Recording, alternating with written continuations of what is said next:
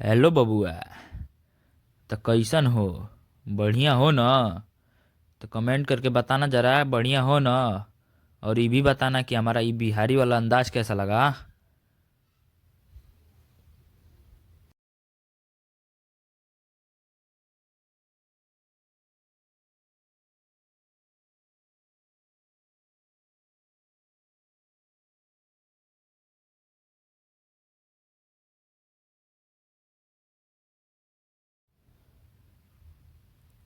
आ comment में इहो बताना कि वीडियो कैसा लगा, पहला वाला और ये भी वीडियो कैसा लगा बताना जरा कमेंट में।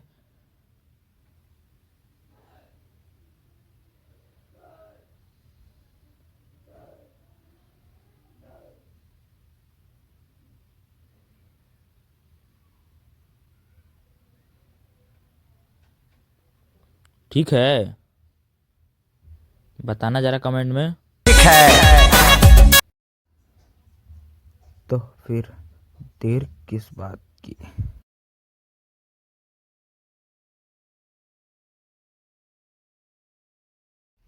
चलो तो फिर शुरू करते हैं।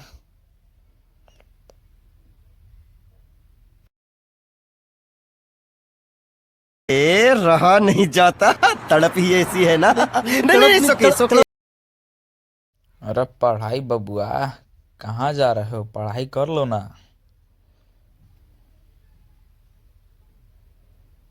जिस राह पे तुम चल रहे हो बेटा, एक दिन पूरी तरह फंसोगे। उस दिन मुझे याद करना। तो चलिए शुरू करते हैं। तो ये देखिए, ये हमारा पहला क्वेश्चन। इसको हम कैसे करेंगे? ये बहुत इंपॉर्टेंट क्वेश्चन है। इसको हम करेंगे, क्वेश्चन को ऐसे ही लिख के इसको मल्टीप्लाई कर लेंगे नीचे वाले नंबर से। अगर वो प्लस का है तो माइनस होके मल्टीप्लाई और डिवाइड हो जाएगा।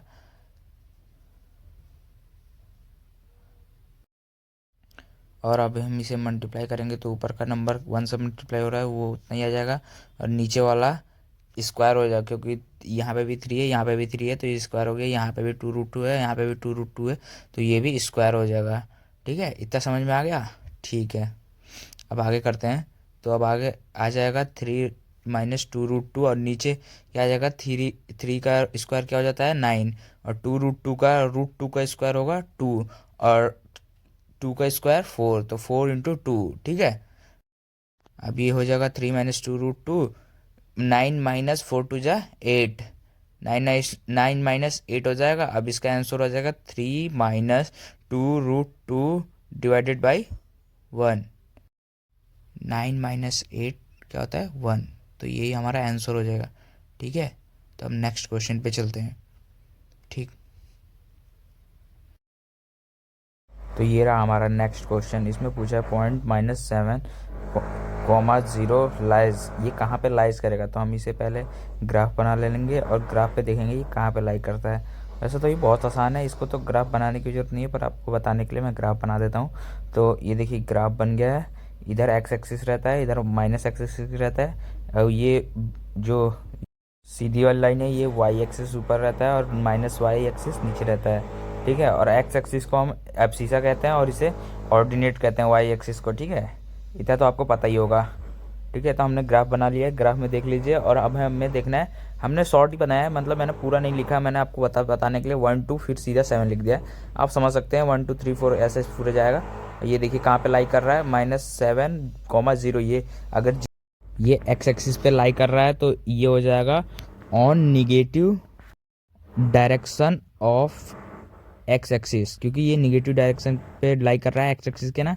ये ना ही सेकंड कोऑर्डिनेट पे लाई कर रहा है ना ही थर्ड, क्योंकि अगर हमें सेकंड पे लाई करवाना होता तो हमें वहाँ पे अगर 2 रहता या तो 1 रहता, फिर ये सेकंड पे लाई करता। ऐसे ये 0 है, वाई क्या है? 0 है, इसीलिए ये on negative direction of x axis पे लाई कर रहा है। ठीक है, ठीक है, ये रहा हमारा थर्ड क्वेश्चन। इसमें पूछा है triangle A B C, if A is equal to 60 degree, B is equal to 80 degree, and the bisector of angle B and angle C meet at point O, the angle B O C पूछा है हमें से। ठीक है, तो हम इसे पहले ड्रॉ कर लेंगे, इसमें क्या क्या दिया है और क्या क्या नहीं दिया है और क्या हमसे पूछा है। ठीक है, तो एंगल ए कितना दिया है? 60 डिग्री। एंगल बी कितना दिया है हमें? 80 डिग्री। और हमें एंगल सी अभी नहीं पता है। ठीक है, और हमें दे रखा है कि ये दोनों बाइसेक्ट करके एंगल ओ पे मिल रहे हैं कहीं। तो ये रहा एंगल ओ, यहाँ पे ये मिल रहे होंगे बाइसेक्ट होकर, ठीक है। तो ये हम ओ मान लेंगे, ठीक है। यहाँ तक समझ आ गया।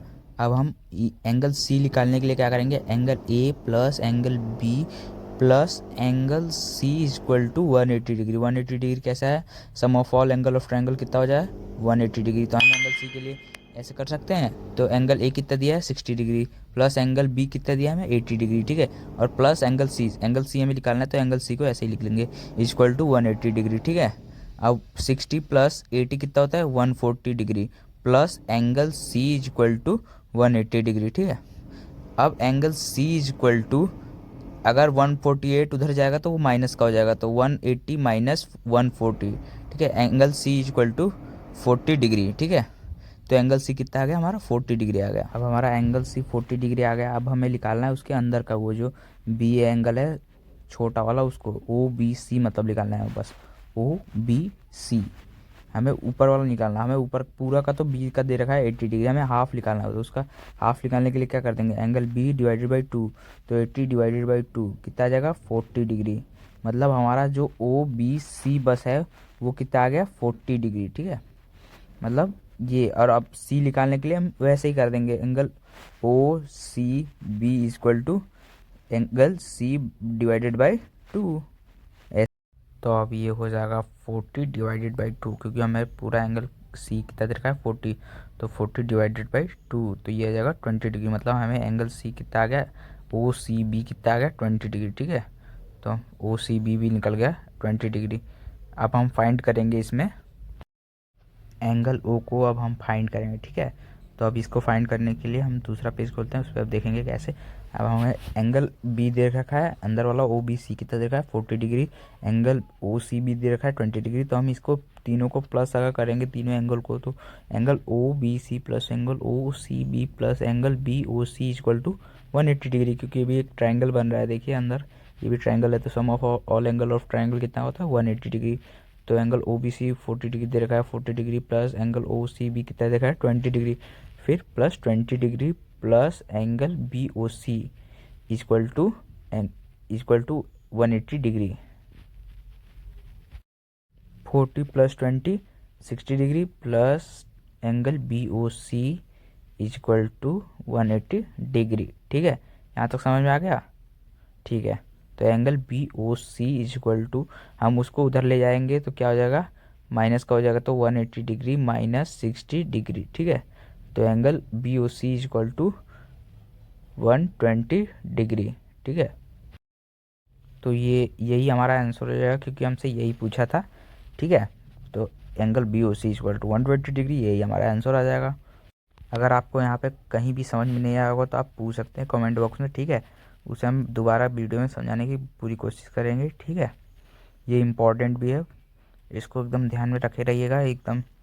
ये आप प्रैक्टिस करेंगे जितना ही उतना ही सही रहेगा आपके लिए, ठीक है। नेक्स्ट क्वेश्चन पे चलते हैं। ये रहा हमारा next question. In the given figure if O X equal to half of X Y and P X equal to half of X Z and O X equal to P X, so that X Y equal to X Z.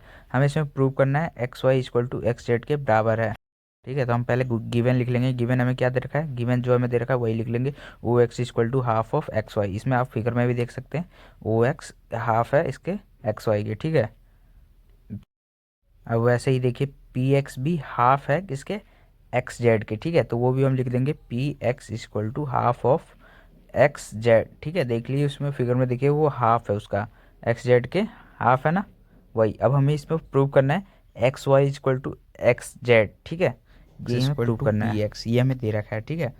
तो O X equal to P X, अब हमें ओ x की value क्या दे रखी है, O X equal to half of X Y, तो यही हम लिख लेंगे हाफ ऑफ एक्स वाई। और पी एक्स की वैल्यू क्या दे रखी है हमें, पी एक्स की वैल्यू दे रखी है हाफ ऑफ एक्स जेड, ठीक है। फिर अब हाफ हाफ कट जाएगा, ठीक है, क्योंकि दोनों साइड हाफ हाफ है तो ये कट जाएगा, और ये अब आ जाएगा X Y equal to X Z. ये हमारा प्रूव हो चुका है, एक्स वाई बराबर है एक्स जेड के, ठीक है। तो उम्मीद है आपको ये समझ में आया होगा, ठीक है। तो ये इम्पोर्टेंट भी है, तो इसे आप प्रैक्टिस करिएगा रफ पे, ठीक।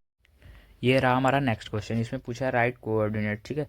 हमें इसके कोऑर्डिनेट्स बताने हैं। तो ये हमारा ग्राफ है, ठीक है। इसमें हमें ABCD जो दे रखा है उसके ऑर्डिनेट्स बताने हैं, ये कहाँ पे लाई कर रहे हैं, ठीक है।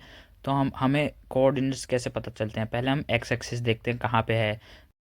तो हमारा देखिए ए का एक्स एक्सिस है -3 और वाई एक्सिस है 3, तो ठीक है। तो ए का हो जाएगा -3 और वाई क्या है 3 है, तो ये 3। पहले हम एक्स एक्सिस लिखेंगे और हम फिर वाई एक्सिस लिखेंगे, कोऑर्डिनेट्स बताने के लिए ऐसे करते हैं। फिर अब हम लाइन खींच के पहले पता भी करेंगे। अब देखिए इसमें एक्स एक्सिस कहाँ पे 2, ठीक है, बी का, और वाई एक्सिस कहाँ पे -3, तो 2, -3, वाई -3 है, ठीक है, ये हो गया।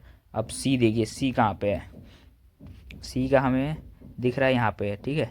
सी का हमें दिख रहा है बस एक्स एक्सिस कहाँ पे 2 पे, ठीक है, एक्स एक्सिस 2 पे दिख रहा है, और वाई हमें कहीं दिख ही नहीं रहा, ठीक है, वो वहीं पे लाई कर रहा है। तो इसका मतलब वाई हमारा 0 होगा, वो बीच में होगा, ठीक है। तो वाई हो जाएगा 0, 2,0, ठीक है। अब हम देखते हैं डी कहाँ पे है। डी हमारा है एक्स एक्सिस कहाँ पे लाई कर रहा है 4 पे, ठीक है। तो हमारा एक्स एक्सिस हो जाएगा 4 और वाई एक्सिस 3, ठीक है।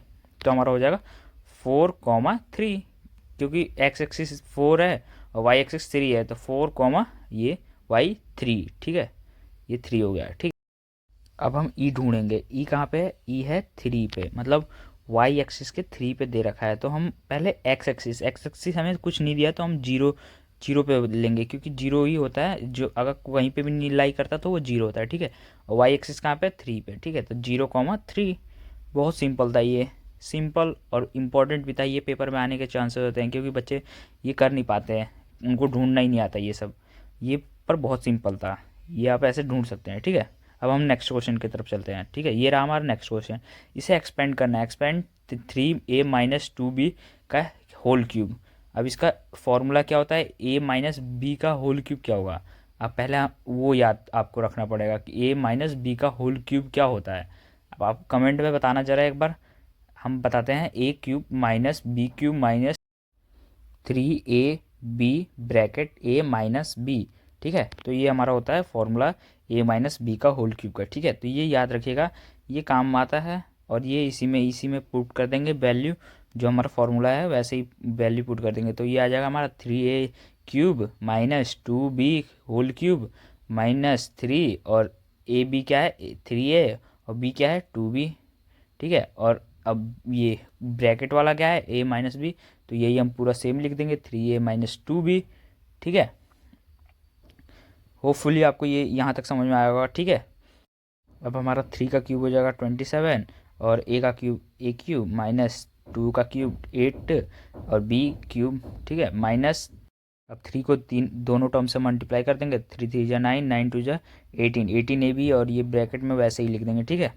अब ये आ जाएगा हमारा 27a³ -8b³ -18, 18 नहीं सॉरी। अब ये मल्टीप्लाई होगा इससे पहले से, आपको ये ऐसा कुछ बना के नहीं आना, मैं बताने के लिए बस बता रहा हूँ आपको। 18 से पहले टर्म में मल्टीप्लाई होगा तो कितना आ जाएगा 18 3 जा 54 ए, और वहाँ पे भी ए है तो ए का स्क्वायर हो जाएगा, और बी कॉमन है सिंगल है तो सिंगल बी हो जाएगा, ठीक है। अब वो दूसरे टर्म से मल्टीप्लाई होगा 18 का, ठीक है। तो अब यहाँ पे देखिए माइनस माइनस है तो माइनस माइनस क्या हो जाता है प्लस हो जाता है। अब 18 2 जा कितना होता है 36, ए सिंगल है तो सिंगल, बी 2 बार है तो 2 स्क्वायर, ठीक है। ये हमारा आंसर आ जाएगा, ठीक है। बहुत सिंपल था, इंपॉर्टेंट भी है, ये पेपर में आने के चांस है, ठीक है। आज के लिए बस इतना ही, मिलते हैं नेक्स्ट वीडियो में और नेक्स्ट टॉपिक के साथ। हम भी उसमें इंपॉर्टेंट क्वेश्चन करेंगे क्योंकि इस समय पेपर चल रहा है।